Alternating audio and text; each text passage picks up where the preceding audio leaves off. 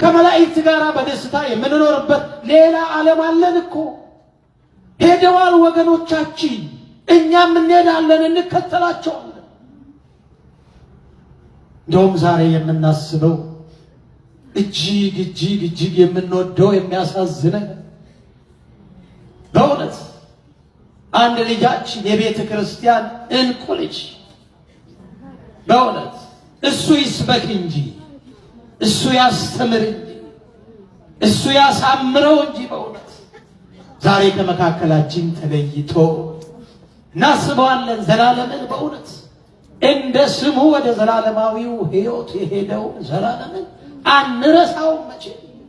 እሱ ይስበክ ያስተምር ያሳምረው እንጂ በእውነት አናለቅስም። ወደ ሕይወት ነው፣ እረፍት ነው፣ ወደ ቅዱሳኑ ነው የሄደው እሱ። በእውነት እናስበዋለን እንጂ አናለቅስም። ስለ ራሳችን ነው የምናለቅሰው። አዎ ቤተ ክርስቲያን ታዝናለች፣ እናዝናለን።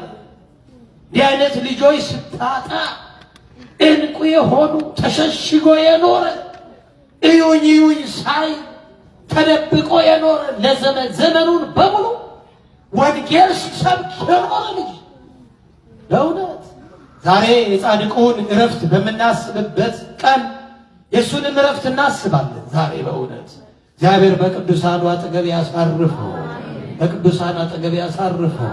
አንረሳው፣ በልባችን ይኖራል፣ በልባችን ይኖራል። በእውነት ይቅርታ ዛሬ ስለሰማን ነው። እጅግ የሚያሳዝን አስደንጋጭ ዜና ስለሆነብን ነው። አዎ እንዴት ይረሳል? የወንጌል ገበሬ ያው የምሕረቱ ኮከብ በእውነቱ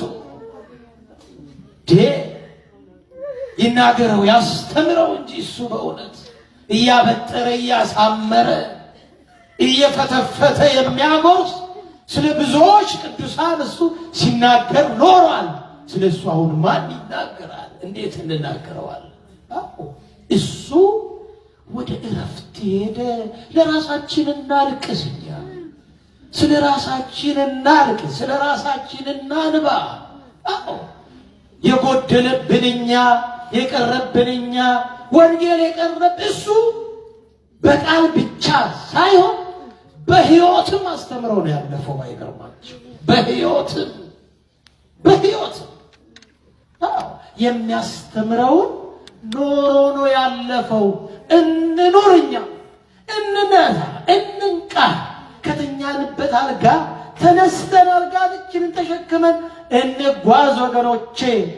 ከተኛንበት ደዌ እግዚአብሔር ያንቃ። መቼ ነው ንስሐ የምንገባው? እኛስ መጠሪያችን እንዴት ነው? ልጃችን እኮ ድንገት እኮ ነው ሄደው። ሰዎች አገላብጠውት ምን ይህን ይሰማሃል፣ የቱ ጋር ይወጋል፣ የቱ ጋር ይፈልጣል፣ የቱ ጋር ይቆርጣል ብለው እኮ አይደለም። ድንገት ነው ሄደው። እንደውም ስሰማ በእግሩ ሆስፒታል ሄዶ ከትላንት ወዲያ በእግሩ ሆስፒታል ሄዶ ትላንትና አረፈ። እንዲህ ነው እንግዲህ አጠራር። እኛስ እንዴት ይሆን የምንሄደው? ስለ ራሳችን እናልቅሳው። አዎ ከእግዚአብሔር የተለዩ ሰዎች ማልቀስ ይገባቸዋል። በኃጢአት የምንኖር እኛ ማልቀስ ይገባራል። ስለማ ስለ ራሳችን። አዎ በኃጢአት ደዌ ለተመታ ለራሳችን ነው ማልቀስ የሚገባ። ቤተሰቡን ያጽናል፣ ቤተ ክርስቲያንን ያጽናል፣ ሁላችሁንም ያጽናችሁ። የበረከት በዓል ያደርግልን። የጻድቁ በረከት በሁላችን ላይ ይደርብን። ከአልጋችን እንድንነሳ እንንቃ። እንግዲህ ይብቃ መራኮት፣ መተራመስ፣ መጠላላት። ፍቅር ጠፋ። የምንሰማው ዜና ሁሉ ጦርነት፣ መከራ፣ መገዳደል፣ መሞት። ክርስቲያኖች እያለቁ እኮ ነው። ዘመኑ አጠረ እንዴ? ዘመኑ ደረሰ እንዴ? የሚያሰኝ ነው በእውነት። እናልቅስ፣ እናንባ፣ ንስሐ እንግባ። ጊዜው አጭር ነው። የሁላችንም ቀን ጊዜው እየሮጠ ነው። እንደ ሸማ መወርወር እንደ ሸማኔ መወርወር ከሸማኔ መወርወሪያ ይልቅ እየፈጠነ ነው ዘመኑ። ስለዚህ ንስሐ እንግባ ወገኖቼ። አዎ ወደ ስጋው ወደ ቅዱስ ስጋው ወደ ክቡር ደሙ ቅረቡ፣ አትፍሩ። ኑ ወጣት ኃይል ጎልማሳ ኃይል ሁላችሁም ቁረቡ። ካልቆረባችሁ ድነት የለም። ንስሐ ካልገባችሁ ቅዱስ ስጋውን ክቡር ደሙን ካልተቀበላችሁ ድነት የለም። አዎ ተጫውቶ ተጫውቶ ተጫውቶ ኮከብ ተጫዋች ቢባል አንድ ሰው ጎል ካላስገባ ዋንጫ ያገኛል? እስቲ ንገሩ። ያገኛል? ኮከብ ተጫዋች ይባላል፣ በቃ ይወራለታል። ዋንጫ ግን የለም። መጾሙ፣ መጸለዩ፣ ማስቀደሱ፣ መመላለሱ፣ ጽዋው፣ ሌሎቹ ወንጌል መስማቱ፣ እነዚህ ሁሉ ኮከብ ተጫዋችነት ነው። እሺ ጎሉ ምንድን ነው? በሉ ጎሉ ምንድን ነው? ዋንጫው ምንድን ነው? ቅዱስ ስጋው ክቡር ደሙ ነው ወገኖቼ።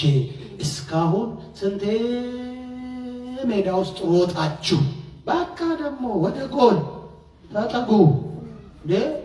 ስንቴ ሮጣችሁ ከአንዱ ጎል ወደ አንዱ፣ ከአንዱ ጎል አንዴ በዚህ ትገጥማላችሁ፣ አንዴ በዚያ በኩል ትገጥማላችሁ።